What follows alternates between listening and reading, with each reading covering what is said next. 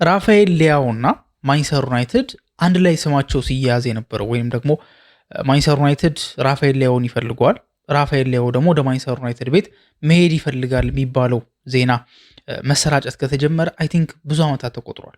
ከ2 ዓመት በፊት ምናምን ነገር ይሄ ነገር ሲነሳ ነበር አይደለ? ኢቭን በዚህ ዓመት ራሱ ተደጋግሞ ሲነሳ ስናየው የነበሩ ነገሮች ነበሩ። ለምሳሌ በማንቸስተር ዩናይትድ እና አርሰናል ጨዋታ በነበራቸው ሰዓት ላይ ማቲያስ ኩኒያ 3ኛ ጎል አስቆጥሮ ማንቸስተር ዩናይትድ 3-2 አሸንፎ ነበር አይደለ? ማቲያስ ኩኒያ አስቆጥሮ የደነሳትን ዳንስ ራፋኤል ሊያው በዛው ምሽት ስቶሪ አድርጎት ነበር። ይሄ አንደኛው ማሳያ ተደርጎ ተወስዶ ነበር።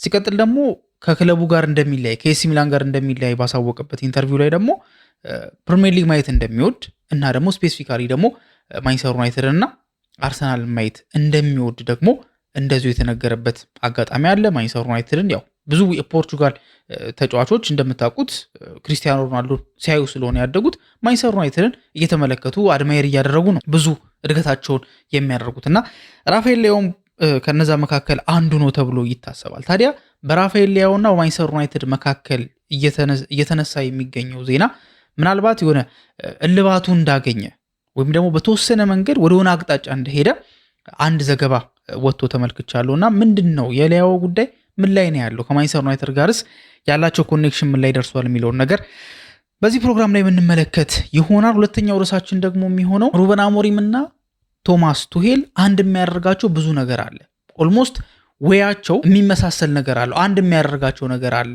የሚል እንደዚሁ ትልቅ ዘገባ በዩናይትድ ኢንፎከስ ድረገጽ ላይ ወጥቶ ነበርና ምንድን ነው የሚያገናኛቸው? አሞሪም እና ቱሄልን ምንድን ነው የሚያገናኛቸው? ያጨዋወት ሲስተማቸው ነው ወይስ ምንድን ነው የሚያገናኛቸው የሚለውን ነገር በዝርዝር ለማየት እንሞክራለን። ሶስተኛና የመጨረሻ አድርገን ደግሞ የምንመለከተው ቤንጃሚን ሼሽኮ አመቱ መጨረሻ ላይ ይሄ ሲዝን ማለትም 2025-26 የውድድር ዘመን ሲጠናቀቅ የመጨረሻውን ጨዋታ አላደረገም ነበር፣ ተጎድቶ ነበር አለ ይህን ዓመት የጨረሰው።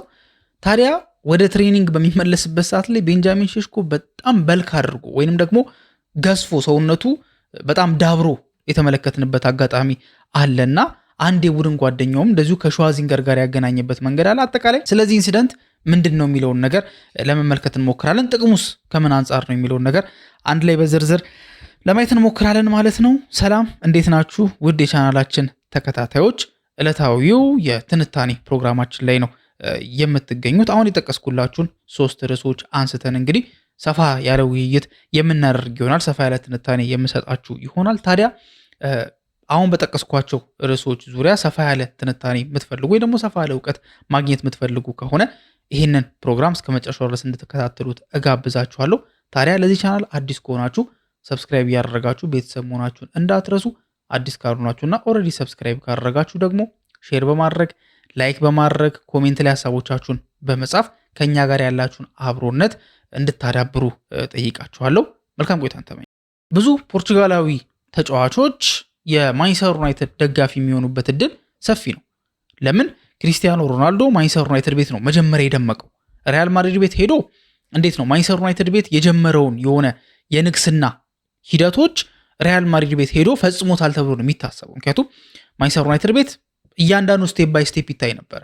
ቀደም ብሎ እግር ኳስ የሚመለከት ቤተሰብ ክሪስቲያኖ ሮናልዶ ገና ከስፖርቲንግ ሊዝበን በሚመጣበት ሰዓት ላይ ገና በጣም ቀጫጫ በነበረበት ሰዓት ላይ ጎል ማስቆጠር ላይ ያን ያህል ይሄ በጣም ሌታል የሚባል አሁን ያለው ወይ ደግሞ አደገኛ ጨራሽነት ሌቭል ላይ ሳይደርስ ጀምሮ ክሪስቲያኖ ሮናልዶ ማንቸስተር ዩናይትድ ቤት ይታወቃል፣ በእንግሊዝ ቤት ይታወቃል። እያለ እያደገ ነው የሄደው። ከዛ ሪያል ማድሪድ ቤት ደግሞ በቃ ኦልሞስት ካደገ በኋላ ሪከርድ በሆነ የዝውውር ገንዘብ ሪያል ማድሪድ ሄደ።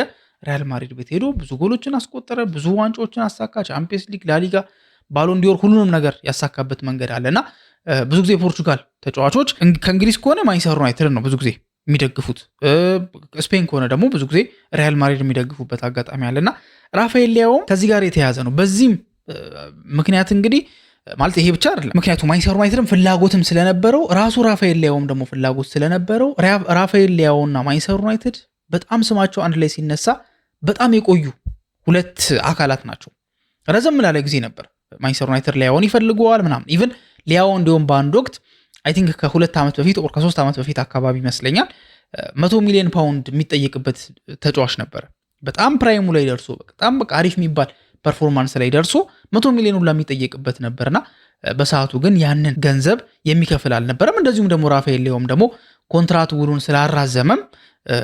ስላራዘመም ሌላ ክለብ ሊያስፈርመው አልቻለም ነበር። እዛው የቆየበትን ሁኔታ ተመልክተናል። አሁን ግን ምናልባት ጊዜው ደርሷል ብሎ ያሰበ ይመስላል። ስለዚህ ለመውጣት የወሰነበትን አጋጣሚ ተመልክተናል። በአንድ ኢንተርቪው ላይ ይህን ነገር ግልጽ አድርጎ የተናገረበት አጋጣሚ አለ። ታዲያ ይህ ፖርቹጋላዊ ራፋኤል ሊያኦ በዚህኛው ወርልድ ካፕ ላይ የፖርቹጋል ብሔራዊ ቡድን ወክሎ ጨዋታዎችን ሲያደርግ ተመልክተነው ነበር። አሪፍ የሚባል ፐርፎርማንስ አድርጓል። ጎል የሚያስቆጥርበትን አጋጣሚ ተመልክተን ነበርና አሪፍ የሚባል እንቅስቃሴን አድርጓል። ያው ፖርቹጋል እንደ አጠቃላይ እንደ ኔሽን በወርልድ ካፑ ላይ በዚህኛው ወርልድ ካፑ የ2026 ወርልድ ካፕ ላይ ጥሩ የሚባል ግስጋሴ አድርጋለች ተብሎ ባይታሰብም ግን እስከደረሰችበት ሌቭል ድረስ ግን ራፋኤል ሊያኦ የተቻለውን ነገር ሲያደርግ ቆይቷል። ታዲያ ኤሲ ሚላን ባሳየው ፐርፎርማንስ ነው። ምንም እንኳን በዚህኛው ዓመት ላይ ፐርፎርማንሱ ቢወርድም እንደ በፊቱ አይደለም፣ እንደ አምና እንደ ካቻምና አይደለም። አሁን ላይ ፐርፎርማንሱ በግልጽ የወረደበትን መንገድ ተመልክተናል። ለዛም ብዙ ምክንያቶች ይጠቀሳሉ። አንደኛ ያጫውት ስታይል ነው፣ አሰልጣኙ የሚጠቀምበት መንገድ፣ ሊያኦን የተጠቀምበት መንገድ፣ ብዙ የሚነሱ ነገሮች አሉ። የራሱም ደግሞ ፐርሰናል ችግር፣ ዛት ማች ትሬኒንግ ላይ የሚለፋ አይነት ተጫዋች አይደለም፣ ወይ ደግሞ በህልህ የሚጫወት አይነት ተጫዋች አይደለም። እሱ ነገር ደግሞ ላክ ስለሚያደርገው ወይ ደግሞ እሱን ነገር ደግሞ ስለሌለው ስለሚያጣው ያን ነገር ደግሞ ያን ያህል ፕሮዳክቲቭ መሆን አልቻለም የሚሉ ብዙ ነገሮች አሉ። ግን በዛም አለ በዚህ ግን ኤሲ ሚላን ቤት አብዛኛውን ከተመለከታችሁት በቆየባቸው ጊዜያቶች ላይ አብዛኛውን ከተመለከታችሁና አቬሬጅ ከወሰዳችሁ ጥሩ ፐርፎርማንስ ያሳየባቸው ጊዜያቶች ይበልጣሉ።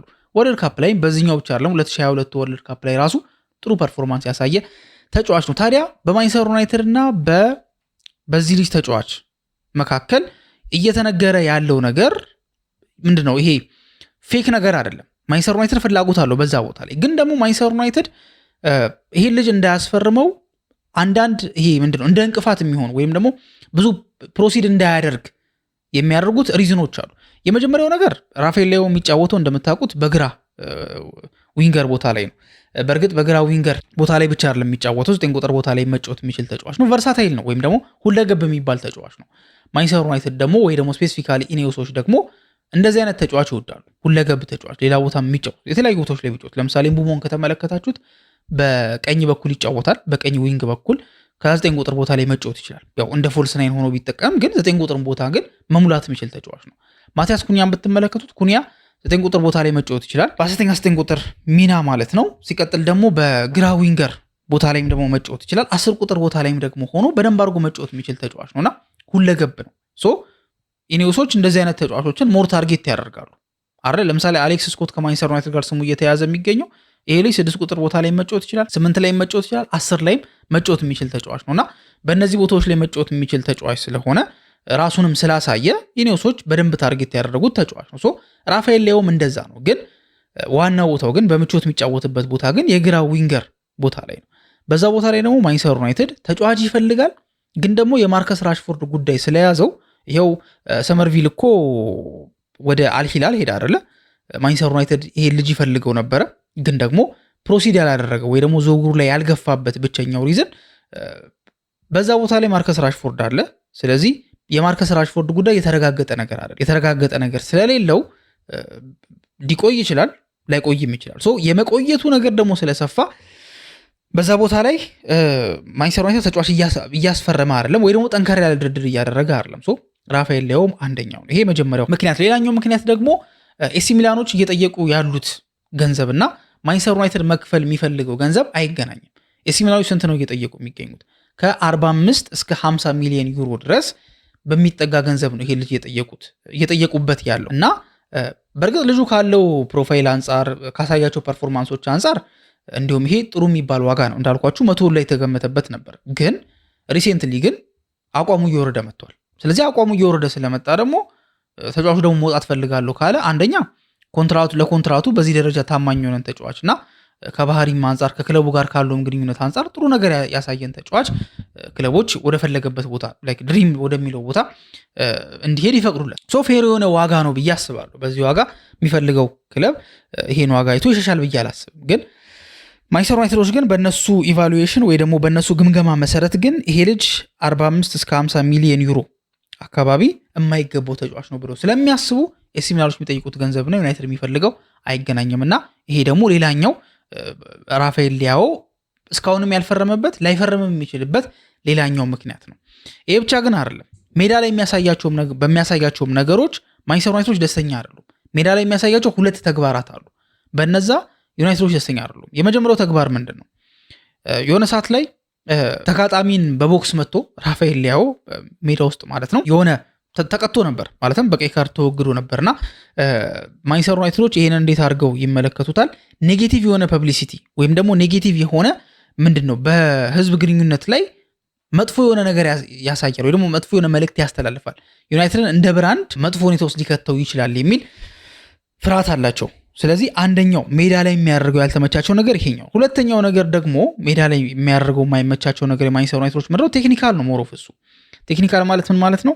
ይሄ ልጅ ከኳስ ውጭ የሚያደርገው እንቅስቃሴ መጥፎ ነው ማለት ምንም አይልም ወይ ደግሞ ምናምን የሚባል አይነት አይደለም። ከኳስ ጋር ጥሩ እንደሚንቀሳቀሰው ሁሉ ከኳስ ውጭ ደግሞ በጣም መጥፎ የሚባል ፐርፎርማንስ የሚያሳይ ተጫዋች ማለትም ትራክ ባክ አያደርግም፣ ፕረስ አያደርግም፣ በደንብ ቅልጥፍና የለውም። ፕሪሚየር ሊግን የሚያክል ደግሞ በጣም ቅልጥፍና የሚፈልግ በጣም ትራክ ባክ ማድረግ የሚጠበቅበት በደንብ ፕረስ ማድረግ የሚጠበቅበት ሊግ ላይ ደግሞ ራፋኤል ሊያኦ በእንደዚህ አይነት ፐርፎርማንስ መጥቶ ይሳካለታል ብለው የማንቸስተር ዩናይትድ ሰዎች አያምኑ። ስለዚህ አሁን በጠቀስኩላችሁ ምክንያቶች የዚህ ልጅ ዝውውር እስካሁንም አልተደረገም፣ ከዚህ በኋላም ላይደረግ ይችላል የሚሉ መረጃዎች ናቸው ያሉት። የመጀመሪያው ምንድን ነው ያልኳችሁ? የሚጫወትበት ቦታ ላይ ማንቸስተር ዩናይትድ ራሽፎርድ ስላለ የእሱ ጉዳይ እስኪረጋገጥ ድረስ ምንም አይነት ውሳኔ መወሰን አይችሉም። ሰመርቪልም አምልጧቸዋል።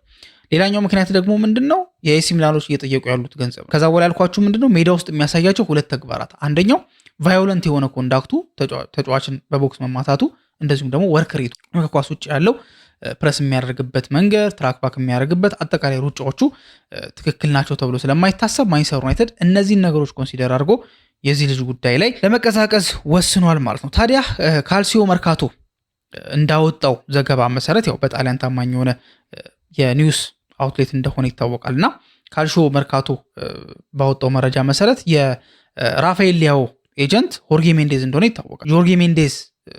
ኤጀንቱ ጆርጌ ሜንዴዝ ይህንን ተጫዋች ለመሸጥ የተለያዩ ነገሮችን እያደረገ ነው። ምክንያቱም ሊያኦ መውጣት ፈልጓል፣ መውጣት እንደሚፈልግ ተናግሯል። ስለዚህ የኤጀንቱ ስራ ነው ክለቦችን ማፈላለግ። ለምን ብዙ ክለቦችም እየመጡ አይደለም፣ ማፈላለግ የሱ ስራ ነው። ታዲያ የሊያኦ ኤጀንት ጆርጌ ሜንዴዝ ከፌነርባቼ ጋር በቅርበት እየሰራ ነው የሚገኘው። ፌነርባቼዎችም ደግሞ ለመክፈል ፈቃደኛ ናቸው። አሁን ቅድም የጠቀስኩላችሁ ኤሲ ሚላኖች ቫልዩ ያደረጉት ከ40 እስከ 50 አይደለ ሚሊዮን ዩሮ አካባቢ ነው ያለው። ይሄንን ደግሞ የሚያሟላ ነው። 40 ሚሊዮን ዩሮ መጀመሪያ የሚከፈል ፊክስድ የሆነ ፊ ማለት ነው።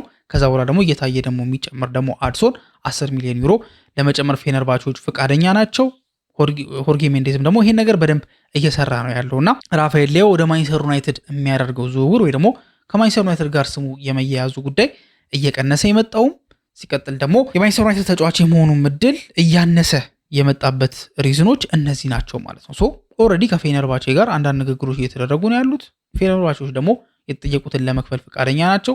የተጠየቁትን ለመክፈል ፈቃደኛ ከሆኑ ደግሞ ኤሲ ሚላኖች በደስታ ይለቁታል ይህንን ተጫዋች። ፌነርባቾች ደግሞ ደሞዝ በመክፈል ነው የሚታወቁት። ስለዚህ ለዚህ ልጅ ምንድነው የእግር ኳስ ህይወቱ እድገትም ደግሞ የሚጠቅመው ነገር አለና ወደዛ ሊሄድ የሚችልበት እድል ሰፊ ነው። ስለዚህ ከማንቸስተር ዩናይትድ ጋር ያለው ነገር እስካሁን ባለው ያው ከዚህ በኋላ የሚፈጠረው ነገር አይታወቅም፣ ግን እስካሁን ባለው ግን ኦልሞስት ኦፍ የሆነ እንደሆነ ነው አንዳንድ መረጃዎች የሚያሳዩትና ብዙም እየተያያዘ ያለው ነው። የቀነሰውም ለዛ ነው። ከዚህ በኋላም ደግሞ ራፋኤል ሊያኦ እና ማንቸስተር ዩናይትድ ስማቸው አንድ ላይ ይነሳል ተብሎ አይታሰብም ማለት ነው። ወደ ሁለተኛው ርዕሳችን በምንሄድበት ሰዓት ላይ ደግሞ ዩናይትድ ኢንፎከስ ላይ በመጻፍ የሚታወቀው ጆኒ ሜዝ የተባለው ጸሐፊ ምን ብሎ ተናገረ? በዚህ ክረምት በዓለም ዋንጫው ላይ የተመለከተው ነገር አለ። ከተመለከታቸው ነገሮች መካከል እንዲሁም ከዚህ በፊት የምታስታውሱ ከሆነ ከዚህ በፊት በነበሩት ቪዲዮ ላይ በአንደርሰን ጉዳይ እንደዚሁ ሀሳቡን ሰጥቶ ነበር። አሁን ላይ ደግሞ በቶማስ ቱሄል ጉዳይ ላይ ነው ይህን ሀሳብ የሰጠው። ምንድን ነው የእሱ ሀሳብ? ቶማስ ቱሄል እንደምታውቁት የማንቸስተር ዩናይትድ አሰልጣኝ ለመሆን በጣም ቀርቦ ነበር ማለት ላይክ ኢኔዮሶች ሄዶ ፌስ ቱ ፌስ አነጋግሮት ነበር። ላይክ ኤጀንቱ ጋር አይደለም ኮል ያደረጉት ወይ ደግሞ በዙም ሚቲንግ ምናምን አይደለም፣ ፌስ ቱ ፌስ ሄዶ ተገናኝተው ከቶማስ ቱሄል ጋር አንዳንድ ንግግሮችን ጀምረው ነበር ወይ ደግሞ አንዳንድ ንግግሮችን አድርገው ነበር። ይሄ ነገር የተፈጠረው መቼ ነው? ኤሪክ ቴን ሃግ የማንቸስተር ዩናይትድ አሰልጣኝ ሆኖ ኤፍኤ ካፕን ካሳካ በኋላ 2ኛ ዓመቱ ማለት ነው። ኤፍኤ ካፕን ካሳካ በኋላ የመቆየቱ ጉዳይ አጠራጣሪ ሆኖ ነበረ። ምክንያቱም ባሳየው ፐርፎርማንስ ምክንያት ለሱ ተጨማሪ ውል ከመስጠታቸው በፊት ቱዌልን አናግሮት እንደነበር እናስታውሳለን። ፍላጎት ነበረ። ታዲያ ይሄ ነገር አለመሳካቱ ማንቸስተር ዩናይትዶች እድለኛ ናቸው ወይ ደግሞ ትልቅ እጣ እንደወጣላቸው ነው የሚቆጠረው ብሎ ከቶማስ ቱሄል ያልተመቹትን ማለት ወደ ማንቸስተር ዩናይትድ ቤት መምጣት የሌለበት ወይ ደግሞ ዩናይትድ ቤት ቢመጣ የሚፈጠርበት ችግርን 3 ነገሮችን አስቀምጧል ጆኒ ሜዝ ማለት ነው። አንድ ባንድ እንመለከታለን። መጀመሪያ ላይ ያስቀመጠው ነገር ምንድን ነው? ኤክስኪውዝ ያበዛል ወይም ደግሞ ምክንያት ያበዛል በሚደረጉት ነገር። አሁን ለምሳሌ የሆነ ነገር ሀፕን ያደርጋል። ያ ነገር መፈጠሩን ከመቀበል ወይም ደግሞ ኦኬ በቃ ወደ ቀጣዩ ከማለፍ ምናምን ነገር ምክንያቶችን ያበዛል። እነዛ ምክንያቶች ደግሞ አንዳንድ ጊዜ አኩሬት የማይሆኑበት መንገድ አለ። ለምሳሌ ብሎ ምን አስቀመጠ መሰላችሁ? ለምሳሌ የእንግሊዝ ብሔራዊ ቡድን አጨዋወታቸው ማራኪ አይደለም፣ ጥሩ እየተንቀሳቀሱ አይደለም፣ ሜዳ ላይ ያን ያህል የሚማርክ ፐርፎርማንስ አይደለም እያሳዩ ያሉት። ያው እያሸነፉ ነው፣ ግን ደግሞ ፐርፎርማንሳቸው ግን ጥሩ አይደለም የሚል ሀሳብ ተነሳ ለቶማስ ቱሄል ማለት ነው። እሱ ያለው ነገር ምንድን ነው? አብዛኞቹ እንግሊዛዊ ተጫዋቾች ለዚህ አጨዋወት የሚመቹ ናቸው። ሞር ፊዚካል የሆኑ አጨዋወቶችን የሚጫወቱ ሞር ዳይሬክት የሆነ ፉትቦልን መጫወት የሚችሉ ተጫዋቾች ናቸው የሚበዙት። አጠቃላይ እንደ እንግሊዝ እንደ ናሽናል ቲም እነዛ ይበዛሉ። ፕሪሚየር ሊጉ ያው ፊዚካል ስለሆነ ከዛም አንጻር ነውና እነዛ ስለሚበዙ ነው ይሄን ነገር እያደረግኩ ያለሁት ብሎ ተናግሯል። ጆኒ ሜዝ እንደሚለው ከሆነ ይሄ ነገር በጣም ከእውነት የራቀ ነው። ከእውነት የራቀ መሆኑንና ኤክስኪውዝ ያበዛል ብሎ እሱ ያስቀመጠበትን ሪዝን ሲያስቀምጥ ምንድን ነው ያለው? የመጀመሪያው ነገር ኮቢ ሜኑ እዛ ቲም ውስጥ ነበረ። ኮቢ ሜኑ ማለት ኦልሞስት ፊዚካል ተጫዋች ነው። ፕሪሚየር ሊግ ላይ ሰርቫይቭ አያደርግም ፊዚካሊ ጠንካራ የሆነ ተጫዋች ባይሆን ኖሮ ወይ ደግሞ ፋይት የሚያደርግ ተጫዋች ባይሆን ኖሮ። ግን የኮቢ ሜኑ ግን ትልቁ ፐርፎርማንሱ ምንድን ነው ወይ ደግሞ ትልቅ አቅሙ ምንድን ነው? ከኳስ ጋር ያለው ምቾት ነው። ኳስን ወደፊት ፕሮግረስ የሚያደርግበት መንገድ፣ ኳስን እያባበለ ነው የሚባለው አይደለ? ድሪብል እያደረገ በሚገርም ሁኔታ ወደፊት የሚሄድበት መንገድ ኮቢ ሜኑ እንዲደነቅ አድርጎታል። በማንቸስተር ዩናይትድ ቤትም ማይክል ካሪክ በደንብ በደስታ እንዲጠቀሙ ካደረጉት ሪዝኖች መካከል አንደኛው ይሄ ተጫዋች ቤንች ላይ ሆኖ አንድም ደቂቃ ሳይሰጠው ሙሉ ዓለም ዋንጫ አንድም ደቂቃ ሳይሰጠው እንዴት ነው እንግሊዛዊ ተጫዋቾች ይሄ ፊዚካል ለሆነ ፉትቦል ብቻ ነው የሚሆኑት፣ ዳይሬክት ለሆነ ፉትቦል ብቻ ነው የሚሆኑት ይላል የሚል ሀሳብ አንስቷል። ይሄ ብቻ አይደለም፣ ሳይመርጣቸው የቀሩት ተጫዋቾች እነማን ናቸው? ለምሳሌ ፓልመር ማለት ከኳስ ጋር በጣም አደገኛ የሚባል ተጫዋች ነው። እንግሊዝ አሉኝ ከምትላቸው 10 ቁጥሮች ማለትም ከኳስ ጋር ጥሩ ከሚንቀሳቀሱ 10 ቁጥሮች መካከል ፓልመር የሚጠቀስ ነው። ፓልመር ጭራሽ አልተመረጠም። እሱ ብቻ አይደለም፣ ፊልፎደንም ነበር። ፊልፎደንም ከኳስ ጋር ጥሩ የሚንቀሳቀስ ኳስን ወደፊት ይዞ መሄድ የሚችል የሃፍ ስፔስ ተጫዋች ነው። እንደ 10 ቁጥር ቦታ ላይ መጫወት የሚችል ነው። በቀኝ ክንፍ ቦታም ደግሞ መጫወት የሚችል ነው። ይሄም ተጫዋች አልተመረጠም። አደም ዋርተን የተባለውም ደግሞ የክሪስታል ፓላሱም ደግሞ ተጫዋች ከኳስ ጋር በጣም አደገኛ የሚባለው እንዲሁም እንግሊዛዊ ፒርሎ እየተባለ የሚጠራው አደም ዋርተን ይሄም ተጫዋች አልተጠራ። እነዚህ ተጫዋቾች ሞርጋን ጊብስ ዋይትን ጨምሮ እንግሊዝ አሉኝ ከምትላቸው ተጫዋቾች መካከል ማለትም ከኳስ ጋር ጥሩ ከሆኑ ተጫዋቾች መካከል የሚጠቀሱ ናቸው። እነዚህን ተጫዋቾች ሳይሞክር ሳይጠቀም ሳይጠራቸው የእንግሊዝ ተጫዋቾች እንዳለ ለፊዚካል ፉትቦል የሚሆኑ ናቸው ማለት ኤክስኪውዝ ከማብዛት ውጪ ሌላ ምክንያት የለውም የሚል ሀሳብ ነው ያለው ጆኒ ሜዝ። ሁለተኛው ሀሳብ ደግሞ ምንድን ነው? ፕሬዠርን የመቋቋም አቅሙ የቶማስ ቱሄል በእንግሊዝ ብሔራዊ ቡድን ላይ ታይቷል ብሎ ነው የሚያስበው። አሁን የእንግሊዝ ብሔራዊ ቡድን ከማንቸስተር ዩናይትድ በላይ ነው ጫናው ያለው። እሱ ያው ግልጽ ነገር ይመስለኛል። ለምን ማንቸስተር ዩናይትድ አንድ ክለብ ነው። ስለዚህ የሆነ ስፔሲፊክ የሆነ ነገር አለ። ትችት ሲነሳ ማንቸስተር ዩናይትድ ላይ የሆነ ስፔሲፊክ የሆነ ነገር አለ። እንደ እንግሊዝ ግን ሲሆን ግን አጠቃላይ የእንግሊዝ ሚዲያ እንደምታውቁት ምናልባት ከስፖርቱ ሚዲያዎች በጣም አክቲቭ የሆነው በጣም የሚሰማ ይሄ በቃ የአማዞን ፕራይም ቪዲዮዎችን ብትመለከቱ ዶክመንተሪዎች ላይ ምናምን ተጫዋቾች ውስጥ በቃ ትሬኒንግ ሴንተር ትሬኒንግ የሚያደርጉበት ቦታ ውስጥ ማሳጅ የሚደረጉበት ቦታ ላይ ምናምን ቲቪ ላይ ከተመለከታችሁ ስካይ ስፖርት ምናምን ተከፍቶ ትመለከታላችሁ። እና እነ ፔፕ ጋርዲዮላም ደግሞ እነ ጋሪ ኔቭል እንደሚሰሟቸው የሚታወቅ ነው። ሁሉም ደግሞ አንድ ብሔራዊ ቡድን ላይ ደግሞ አንድ ቲም ላይ ደግሞ ሲነሱ ጫናው ከባድ ነው። ግን ልክ ያንን ጫና መቋቋም የሚችል ቢሆን ኖሮ ግን ለማንቸስተር ዩናይትድ ጫና ብቁ ይሆን ነበረ። ጫናውን አለመቋቋሙ ደግሞ ማሳየው ብሎ የሚያስቀምጠው ነገር ፓኒክ ማድረጉ ነው። ፓኒክ ያደረገው መች ነው? እንግሊዝ ከአርጀንቲና ጋር በነበራቸው ጨዋታ ላይ ፈርስት ሃፍ ላይ ተመጣጣኝ የነበረ እንቅስቃሴ ነበር በእንግሊዝም በአርጀንቲናም በኩል። ሰከንድ ሃፍ ላይ እንደተጀመረ ከ10 ደቂቃ በኋላ ምናምን በአንቶኒ ጎርደን አማካኝነት የእንግሊዝ ብሔራዊ ቡድን ጎል አስቆጠረ። ከዚህ በኋላ ጫና ፈጥረው እንዲሁም ለሁለተኛ ጎል ይሄዳሉ ምናምን ሲባል ቶማስ ቱሄል ሙሉ በሙሉ ዲፌንስ ሄደ። ሙሉ በሙሉ አጥቂዎችን ቀይሮ እያስወጣ ተከላካዮች የሆነ ሰዓት ላይ እነ ዳንበርን ሁሉ ተቀይሮ የገቡበትን ሁኔታ ተመልክተን ነበርና ተሸንፏል ያንን ጨዋታ። ይሄኛው ፓኒክ አድርጎ ወይ ደግሞ ደንግጦ ጫናው ሲበረታበት እንደዚህ አይነት በጣም ቻይልዲሽ የሆነ ውሳኔ ወስኖ የእንግሊዝ ብሔራዊ ቡድን ዋጋ እንዳስከፈለ ነው ጆኒ ሜዝ የሚናገረው። ስለዚህ ሌላኛው ቶማስ ቱሄል ወደ ማንቸስተር ዩናይትድ ቤት ቢመጣ ይሄ ምንድነው ከሚፈጠሩት ችግሮች መካከል አንደኛው ይሄኛው ነው ብሎ አስቀምጧል። ሶስተኛውና የመጨረሻው ነገር ደግሞ ምንድነው ጆኒ ሜዝ ያስቀመጠው ነገር ኮቢ ሜኑን የያዘበት መንገድ ነው። አሁን የጠቀስኩላችሁ ምክንያቶች ከሩበን አሞሪም ጋር ይገናኛል። አሁን ምንድራችሁ ኤክስኪውዝ ማብዛት ለምሳሌ ሲባል ሩበን አሞሪም ምን ነበር አሰው ሲስተሙ በማይሰራበት ሰዓት ላይ ሲስተሜ ፐርፌክት ነው፣ ሲስተሜ በደንብ ይሰራል፣ ተጫዋቾቹ ግን ሲስተሙን መላመድ እየቻሉ አልነበረም የሚል ሐሳብ ነበር ሲሰጥ የነበረው። ይሄ ብቻ አይደለም፣ ይሄ አንዱ ነው። ሌላ ብዙ ኤክስኪውዞች አሉ ሲነሱ የነበሩ ጆኒ ሜዝ ያገናኛቸው ማለት ነው። ፕሬሸርን አለመቋቋም ደግሞ እንዴ ሩበን አሞሪም እኮ ወደ ኤሲ ሚላን ከገባ በኋላ እኮ ተናግሯል አይደለ? ከማንቸስተር ዩናይትድ በኋላ ትልቅ ክለብ አላሰለጥንም ብዬ ለራሴ ቃል ገብቼ ነበር ብሎ ተናግሮ ነበር። ዚስ ማች ነው ማንቸስተር ዩናይትድ በጣም በቃ ጫናው ፕሬሸሩ በጣም ክራሽ ያደረገው ወይ ደግሞ በጣም የተጫነው ይሄን ያህል እና በፕሬሸር ላይ ፐርፎርም ያደረገበት መንገድ ሩበን አሞሪምን ያስተቸዋል። ሁለቱም ግን በጣም አንድ የሚያደርጋቸው ነገር ደግሞ ኮቢ ሜኑ ላይ ያላቸው አቋም ነው። ኮቢ ሜኑ ላይ ሁለቱም ተመሳሳይ አቋም ነው ያላቸው። ሁለቱም የኮቢ ሜኑ ችሎታ አይታያቸው። ለዛውም ሁለቱም አሰልጣኞች እንደ ኮቢ ሜኑ አይነት ተጫዋች እያስፈለጋቸው ሁለቱም ግን ሜኑ መጠቀም አልቻሉ። እነዚህ ነገሮች ሩበን አሞሪም እና ቶማስ ቱሄልን አንድ እንዲያረጋቸው አድርጓል ብሎ ጆኒ ሜዝ ተናግሯል። ማንቸስተር ዩናይትድም ደግሞ ቶማስ ቱሄልን አለማግኘቱ ወይ ደግሞ አለማስፈረሙ ትክክለኛ ውሳኔ ነው ብሎ እንዲያስብ አድርጎታል ማለት ነው። ወደ ሶስተኛውና መጨረሻው ርዕሳችን ደግሞ ስንሄድ የማንቸስተር ዩናይትድ አጥቂ ቤንጃሚን ሼሽኮ በባለፈው የውድድር ዘመን ላይ የመጣበት የውድድር ዘመን ማለት ነው አልጨረሰም አይደል? መጨረሻ ላይ ተጎድቶ ነበር። ከዛ በኋላ ግን አሁን ወደ ካምፕ ተመልሷል። ወደ ካምፕ ተመልሶ ትሬኒንግ እያደረገ ነው የሚገኘው። ታዲያ ቤንጃሚን ሼሽኮ አንድ ትልቅ ነገር የብዙዎችን ቀልብ ስቧል አይደል? ሶሻል ሚዲያው ላይም ሲመላለስ ነበረ። የራሱ ኢንስታግራም ገጽ ላይ ነበር ተፖስቶም የነበረው። የማንቸስተር ዩናይትድ ደግሞ ኦፊሻል የትዊተር ገጻቸው ላይም ሳይቀር የተፖሰተ ነገር እንደሆነ ተመልክተናል። ታዲያ በዚህ ምስል ላይ ያየነው ነገር ቤንጃሚን ሼሽኮ ምን ያህል ሰውነቱ እንደተለወጠ፣ ምን ያህል በልካፕ እንዳደረገ፣ ምን ያህል እንደገዘፈ ነው ያየነው አይደል? የ23 ዓመቱ ተጫዋች በ70 ሚሊዮን ፓውንድ ነበር ከአርቢ ሌፕዚግ ማንቸስተር ዩናይትድን የተቀላቀለው። ታዲያ ከተቀላቀለ በኋላ ይህ ስሎቬኒያዊ አጥቂ በሩበን አሞሪም ስር በጣም ተቸግሮ ነበር። ቋሚ ቦታ ለማግኘት እድሎችን ለማግኘት በጣም ሲቸገር ነበር። ከዛ በኋላ ሩበን አሞሪም ወጥቶ ማይክል ካሪክ ጃንዋሪ ላይ ከመጣ በኋላ ግን ይሄ ልጅ በቃ እንደ አዲስ አንሰራራ። በአጠቃላይ ለማንቸስተር ዩናይትድ 12 ጎሎችን አስቆጠረ። 11 የፕሪሚየር ሊግ ጎሎችንና አንድ የኤፍኤ ካፕ ጎል ማስቆጠር ቻለ ቤንጃሚን ሼሽኮ ማለት ነው። አጠቃላይ በሲዝኑ የጨረሰው ማለት ነው 11 ጎሎችን አስቆጥሮ ነው በፕሪሚየር ሊጉ። አጠቃላይ ካየን 12 ጎሎችን አስቆጥሮ ማለት ነው።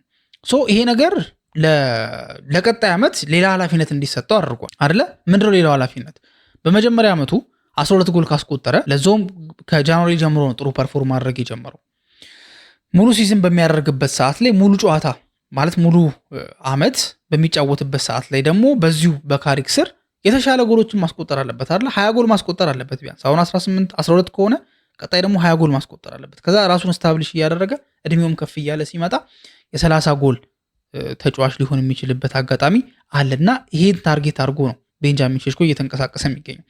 ታዲያ ይሄን ታርጌት አድርጎ ሲንቀሳቀስ ዝግጅቱን የምር እስከ ጥግ ድረስ ነው የወሰደው ማለት እንችላለን አይደል? ለምንድነው እስከ ጥግ ድረስ የወሰደው ያልኩበት ምክንያት መጀመሪያ ላይ ከነበረው ምንድነው አቋሙ አሁን ያለውን ስንመለከት በፎቶ ስታስተያዩት ራሱ በጣም የተለያየ ሰውነት ነው ያለው እና ይሄ ደግሞ ደጋፊዎችን ብቻ አይደለም ያስደነቀው፣ ኢቭን የቡድን አጋሮቹ ራሱ ተደንቀዋል። አምበሉ ብሩኖ ፈርናንዴዝ በዚህ ፖስት ስር ምን ብሎ ተናገረ? ብሬት ብሎ ነው የተናገረው። ብሬት ማለት በስሎቬኒያ ቋንቋ ወንድሜ ወይም ደግሞ ብራዘር እንደማለት ነው። ከዛ በኋላ ከጎና አያይዞ ይሄ የጡንቻ ኢሞጂ አለ አይደለ? እሱን አስቀመጠ። የዲያጎ ዳሎ ደግሞ ትንሽ ለየት ያለ ነው። በቀልድ መልክ ደግሞ አርኖልድ ሸዋዚንገር ብሎ ነበረ የጠራው ዲያጎ ዳሎ እና አጠቃላይ አስገርሟቸዋል። እነዚህ ተጫዋቾችም ሳይቀሩ አስገርሟቸዋል። ደጋፊዎች ደግሞ ብዙ ነገር ሲሉ ተመልክተናል። ታዲያ እንደዚህ በልካፕ ማድረጉ ወይም ደግሞ እንደዚህ ሰውነቱ ጨምሮ መምጣቱ ለምን ይጠቅመዋል ካለን ሲምፕል መልሱ የሚሆነው ወይ ደግሞ ሾርት አንሰሩ ሊሆን የሚችለው ፕሪሚየር ሊግ ማለት ከአውሮፓ 5ቱ ሊጎች ፊዚካል የሚባለው ሊግ ነው። ሶ አጥቂዎች ደግሞ ምን ይጠበቅባቸዋል? በጣም ግዙፍ ከሆኑ ትልልቅ ጠንካራ ተከላካዮች ጋር መጋፋት አለበት። ቤንጃሚን ሼሽኮ ከነ ዳንበርን ጋር ነው የሚገናኘው። እነ ዳንበርንን መቋቋም አለበት። እነ ስቬን ቦትማን መቋቋም አለበት እነዚህን ተጫዋቾች። ታዲያ እነዚህን ተጫዋቾች መቋቋም ካለበት በዛ ስኪኒ ሰውነት አይደለም፣ ወይ ደግሞ በዛ ቀጠን ባለ ሰውነቱ አይደለም። ጀስት ቢያንስ የሆኑ መስሎቹ ጠንከር ማለት መቻል አለባቸው። በጣም መወፈር እኮ አለበት ማለት አይደለም። ወይ ደግሞ በልካፕ ሲባል የእግር ኳስ ተጫዋች በልካፕ እና ኖርማል ሰው በልካፕ አንድ አይነት አይደለም። እግር ኳስ ተጫዋች ሊሚት አለው። ስቲል ክሪስቲያኖ ሮናልዶ በመጣ ሰዓት ላይ እንደዚህ አይነት ነገር ነበር ተጠቅሞ የነበረው። እሱም በጣም ቀጭን ነበረ። ከዛ የተለየ ፊዚካል ፕሮግራም ተከታትሎ ሰውነቱ ምን ያህል እንደተለወጠና ሞር ጠንካራ እንደሆነ ተመልክተናል። አሁንም ለዚህ ልጅም በተጠና መንገድ ፍጥነቱን በማይቀንስ መንገድ ፊዚካሉ እንዲሻሻል አድርጎታል። ስለዚህ በዚህ ፊዚካል በሆነ ሊግ ላይ ፊዚካሉን በደንብ እንዲጠቀም ከጠንካራ ተከላካዮች ጋር ትከሻ ለትከሻ እንዲለካካ እንዲገፋፋና እነሱን እየጣለ ከነሱ ጋር ፋይት እያደረገ ጎል እንዲያስቆጥር ለራሱ ጥሩ ፖዚሽኒንግ ላይ እንዲቀመጥ ይረዳዋል ማለት ነው። ታዲያ ኦልሬዲ ይሄ ልጅ 1 ሜትር ከ95 ሴንቲሜትር ነው። ሶ የቁመት አድቫንቴጅ አለው።